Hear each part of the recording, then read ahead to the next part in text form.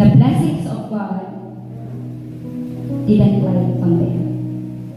On such kind of pattern, hindi po ganon ang pagpapala ng Diyos. Kaya may source, may requirement ang Diyos paano mabuhay sa pagpapala at hindi mabuhay sa curses. Diba? Pag sinabi natin curse, sumpa. Your parents are sending you to school for them to be blessed in the future, and more importantly, your life to be blessed in the future. Hindi kayo paggagastusan ng magulang ninyo, ibibigay ang lahat-lahat, will be sending you to Changsumang just for nothing. That's why if your parents are disappointed, if you get low grades, understand. They want the best from you. And they want your best na mailabas ito because they know na may nade-develop sa iyo once na the best yung lumalabas sa buhay mo or nangyayari. Kaya naman, sabi sa Kawikaan, chapter 21, ano ba ang source ng blessing and curse? Ang labi ng matuwid sa marami ay pakinabang, ngunit ang mga ay namamatay ng walang karunungan. Sabi sa Kawikaan chapter 10 verse 21, ang labi ng matuwid sa marami ay pakinabang. Everything starts on how you acquire wisdom through learning. Nagsisimula lahat kung paano ka mag-isip at paano ito lalabas sa ating mga labi o mga bibig. Sabi dyan, ngunit ang mangmang namamatay ng walang karunungan. Everything starts sa pagkatuto.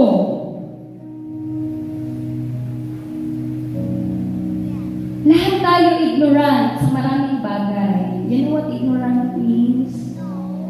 No, ignorant means mangmang, walang alam. Merong mga bagay na alam natin, pero hindi lahat malalaman natin. But when it comes to karunungan, this is mas malalim. When you know the meaning of X and Y, then you know how you must apply that to your personal lives. And that is how karunungan will work. At ang sabi ng Bible, dapat yun yung naa-attain natin. Sapagkat kamatayan ang kahihinat na ng mga taong walang karunungan. Kaya, parang ang tinis ng microphone. Kaya ang sabi dyan, maangmang ay namamatay ng walang karunungan. Kaya Changsumang exist para ma-teach ang karunungan, not just knowledge. Not everything comes into memorization. But after you memorize, what comes next? Our lifestyle will say so. That's why your teachers are there. There are leaders built up by God, called by God to lead you, especially young people, into wisdom. Turuan ka ng wisdom, not just knowledge. Ipapamemorize sa'yo lahat. What comes next after you memorize everything? Kaya, education, with each education, we have education as a basis. And this is the obligation of the state. Obligation ito ng bansang Pilipinas na ma-educate ang lahat ng tao. Kasi pag hindi, without education, we will all perish. Because education is the source of wisdom. That's why it is very challenging to be a part of CCSBI team, na maging teacher ng CCSBI, because you are not just expected to be intelligent, you are expected to become a person of wisdom.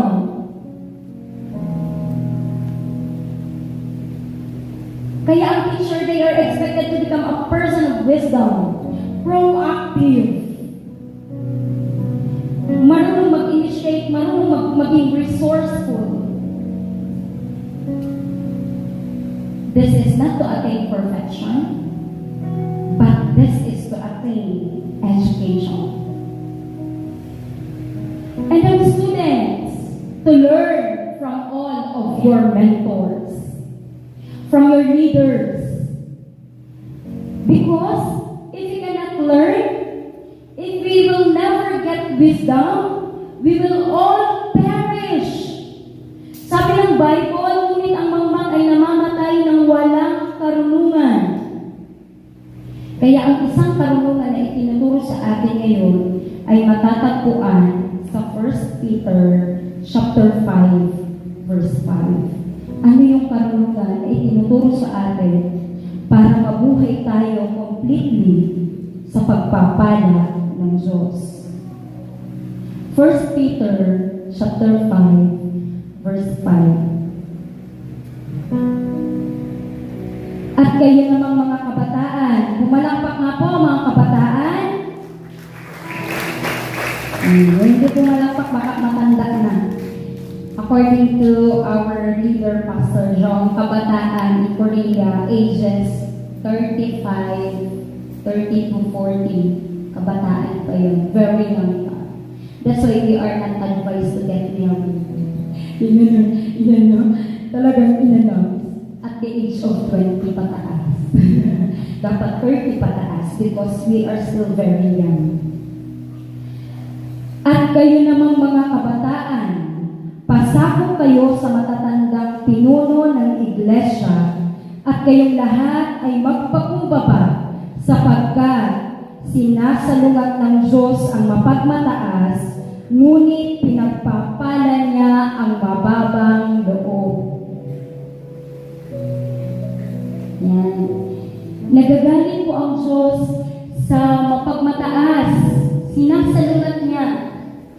Kinukontra niya ang mapagmataas, subalit po, pinagpapala niya ang mababang loob. Natingin kayo sa akin, si Lord ba ngayon ang nagpapala, kaya dapat kay Lord lang ako magpakumbaba?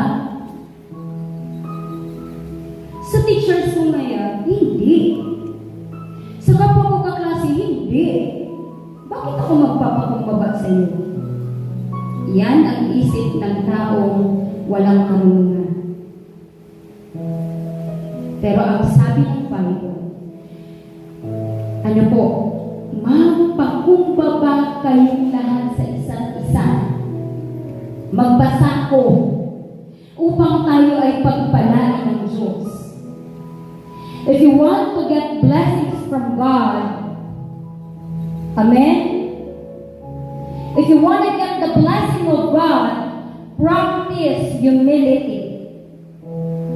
Whoever you are, whatever you achieve, whatever you attain, practice humility. Magpasakot sa isa't isa. Respect the idea of others.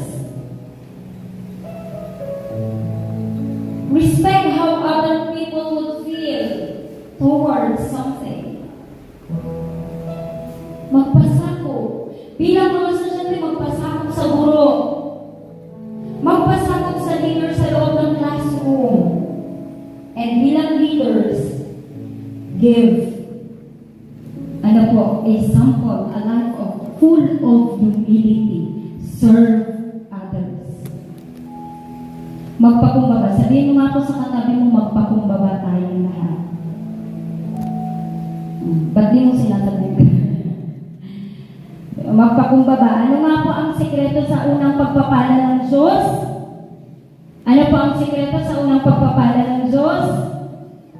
Humility.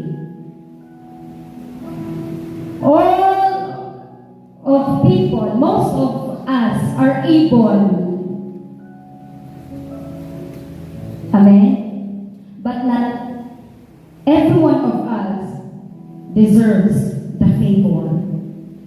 What do I mean by this? Tingin kayo sa akin. Everyone, pwede ka maging engineer. Lahat tayo. We have the ability and capacity to become engineers, become doctors, become teachers, become professionals in the way we wanted it to be. Or the way we wanted to become. Pero hindi lahat is given the capacity or ability to lead. To get promoted. Why? There is something wrong with character. Marahil meron dito sa atin sasabihin, magaling naman ako ha, matalino naman ako ha, bakit siya lagi yung tapuan? The Bible said, not everything comes out from knowledge. You must have also the wisdom. And the person of wisdom is a person of humility. Amen. Again, a person of wisdom is a person of humility. Yeah. Ay, hello po. Ay, kamusta po? Wala. And you're able to do good to others. No matter how deprived you are of blessings. Bakit? Ano ang kalaban? Ano po ang kalaban ng blessing? Kung ang source ng blessing, ng pagpapala ng Diyos is humility, ano ang kalaban ng blessing? Of course, the enemy of blessing is the arrogance. The biggest enemy of being blessed is the arrogance. Sabi sa James chapter 4 verse 6, but He gives us more grace. That is why Scripture says, God opposes the proud, but shows favor to the humble. Pangalawang beses niya. Proud, pride, arrogance. As much as God wants to bless you, you can never be blessed by Him if you are full of pride. Bakit? When we practice humility, we get the favor from God. Natutuwa ang Diyos sa atin. I-bless niya tayo. That's why He will cause people to work for you. He will cause people to work on your favor. Ay, i-promote mo din si Emily. God will give wisdom to the leaders. I-promote mo si Emily kasi very humble.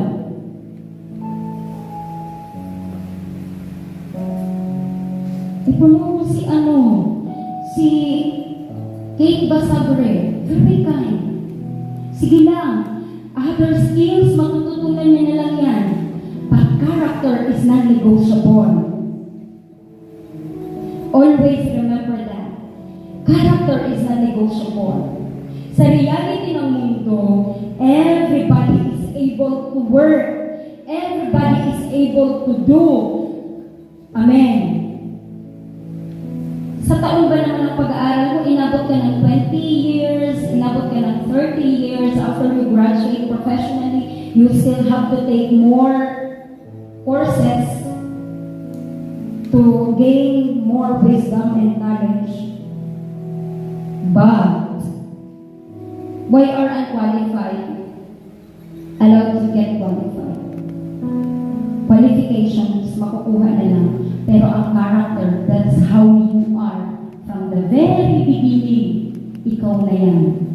And it cannot be faked.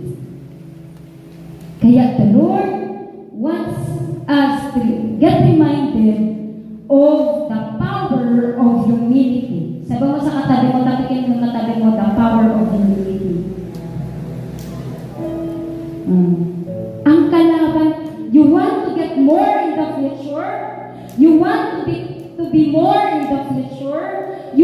greater things in the future, practice humility. Diyan nagsisimula ang wisdom. Walang wisdom sa gusto mong laging may improve sa sarili mo or gusto mo laging improve ang sarili mo na tama ka. Sometimes, the more you wanted to prove yourself that you are right,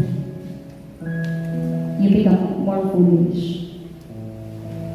Kaya, sabi ng Bible, magpasako. Sabi sa katabi mo, magpasako. Sabihin sa mga nasa likod, magpasako tayo. Humility, humility, humility. Magpakumbaba. Ano po? Galit na galit ang Diyos sa mapagmataas. He opposes the proud. Opo, He opposes the proud. Ayaw ng Diyos sa mapagmataas. Blessing comes only when you work well and be humble. Yan. Magugustuhan. Isip mo kaya ang taong gusto sa mapagmataas? Sa mayabang, di ba? Nagukubit ka mo sa mayabang, sa mapagmataas. O inuman po iyan ang mga tao na may kakayanang mag-bless sa buhay mo. Ganyan din po ang mga tao may kakayanang mag-bless sa buhay natin. Hindi yan magbibigay ng favor na hindi nila nakikita, hindi ka deserving.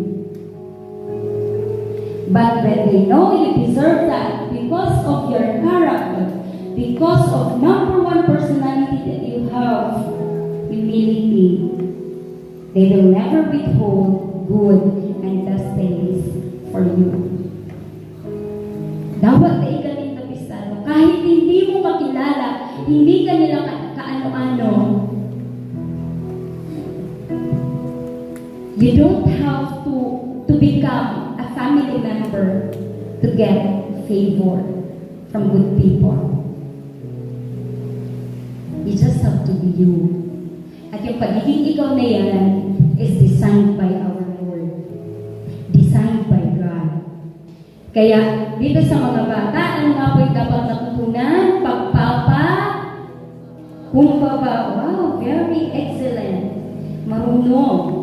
Ano nga po ang dapat matutunan dito sa mga ate at kuya?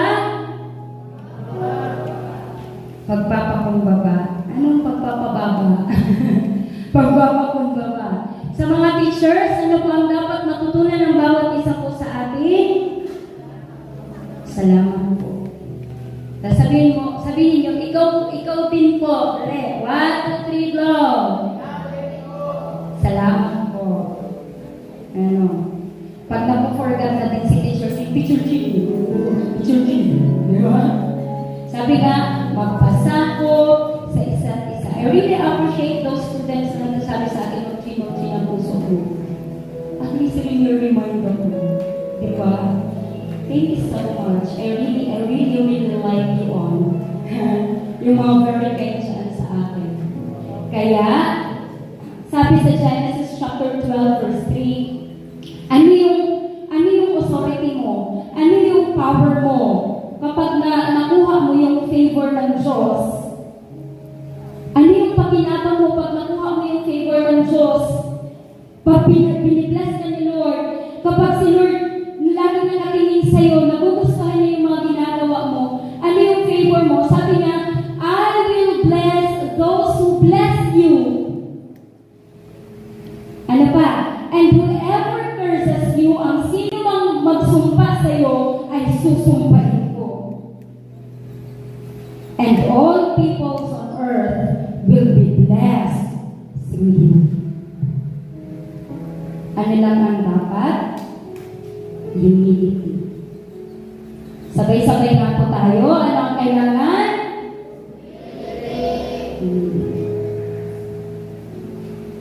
Okay, you are the brightest. Okay, you are the most intelligent in Shamsaman. But without this one power, you are nothing. You don't have any power. Without the right character. Kaya, sabi, di ba grabe ang favor? Ang kasangga mo, ang katulong mo, ang protector mo, ang helper mo is no other than our God. Amen? I will bless those who bless you. Sino yung sinabihan dito si Abraham? Ano ginawa ni Abraham? Nagpasakop sa Diyos. Nagpakumbaba sa Diyos. And it was recorded in the Bible na nag-practice siya ng righteousness. Kaya nagustuhan siya ng Diyos. And one of sanga ng righteousness na yan is humility. Kaya sabi niya, I will bless those who bless you, and whoever curses you, I will curse. Sino dito ang pumalakpak ng napakalakas? Ang gusto niya lagi, ang Diyos ang katulong niya. Ang Diyos ang kasama niya. Ang Diyos ang nandyan sa tabi niya. May requirements the Lord. Always be humble. Para hindi kayo kalabanin. Yan. At ang napakaganda, hindi lang ikaw yung mapibless. All people on earth, meaning your family, your community, your workplace, kung saan ka nag-spend ng time mo, everyone shall be blessed. Everyone shall get the protection that comes from heaven. Pag pinag-pray mo si Patrice, God will remember what you prayed for her, and she will get protected. Pag pinag-pray natin, si Eliza, si Emery, si John, si Gina, lahat ng nasa likod, God will remember our prayers. Kasi ang siyang sama is humble. Sabihin mo sa katabi mo, you are humble. Thank you so much. Makikinig kay teacher, makikinig sa mga ate at kuya. Yung mga ate at kuya, makikinig sa mga nag-lead sa kanila. Kaya, magpasakop po tayo sa isa't isa. Kahit ako, magpapasakop ako palagi sa ating mga makatataas na school administrator, school president, doon tayo lagi magpapasakop sa kanilang lahat. At higit sa lahat, sa katubiran ng Diyos. Tayo kung lahat ay tumayo, at tayo lahat ay mananangin.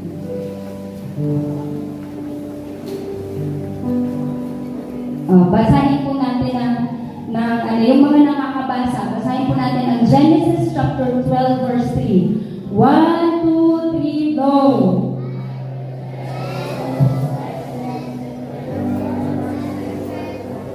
And all peoples on earth will be blessed through you. Are you blessed? Amen. Practice. What do we need to practice? Humility. Ano ba? Ano po? Susunod na lang ang maraming bagay. Blessings come only when you work well and you are humble. Father, sige po tayo lahat ay yumuko at patuloy tayo mag-focus sa Panginoong Yesus. Father God, you are the source of good and perfect gift sa buhay po namin. Come on, just pray. Mag-pray po ang bawat isa sa atin. Kung ano ang gusto mong gawin ng Diyos sa puso at isipan mo, after you have heard this, sabihin mo ang laman ng iyong puso sa Panginoon. Father God, I know I can be arrogant at times. I am proud. But Lord, we seek for your grace. Come on, pray. Confess our sins to God. And we will obtain mercy. Sabi ng salita ng Panginoon. Father God, we seek for your mercy, we seek for your grace of forgiveness in our lives, O Lord. Panginoon, give us the heart that is full of humility. Give us a humble mind. Give us humble spirit, Lord, towards people, towards other things, towards our leaders, towards our teachers, towards everyone, towards our family, Lord God, towards our community leaders. Lord, give us the heart full of humility. We want nothing today but those things, oh Father. We know we are not good and we are not perfect, but we have a perfect God that we serve. Thank you, Lord, sa mga kabataan ito, aming Diyos. Hallelujah, na nagpapakumbaba po sa inyong harapan, Panginoon, na nanalangin at nagnanais ng buhay at puso, Panginoon, ng pagsunod sa inyo. Patuloy po kami, O Diyos, na pagharian ang kapangyarihan ng iyong banal na Espiritu Santo, na ang bawat isa sa amin ay magpakumbaba at matutong magpasakop sa isa't isa. Gawin ang kalooban mo, Panginoon. Hallelujah. Father God, we need you. We need you, Jesus. We need you, Holy Spirit, to work in our lives, O Lord. Father, bless everyone who has a good heart. Bless everyone who has humble spirit, humble mind, and a humble heart, O Lord. Bless them with wisdom that comes from your Father. More and more, O Lord. Thank you so much, Heavenly Lord, Almighty, wonderful Savior, powerful God. We entrust to you our lives. We entrust to you everything in us, O Lord. Change us, O God, in the way you wanted us to be changed, Father God. Lead us in the way of righteousness, O Lord, and continue to be honored, continue to be glorified in our lives. For you alone, O Lord, deserves all the glory, honor, favor, hallelujah, and power. In Jesus' name we pray. Amen. Sige po, let us recite the 10 Commandments. Everybody, sige na po, pwede po malikod. The 10 Commandments. First, second, you shall not make idols or worship them. Third, you shall not misuse the name of the Lord. Fourth, remember the Sabbath. Fifth, honor your father and your mother. Sixth, you shall not murder. Seven, you shall not commit adultery. Eight, you shall not steal. Nine, you shall not give false testimonies against your neighbor. And 10, you shall not covet. Please remain standing for the singing of the Philippine National Anthem.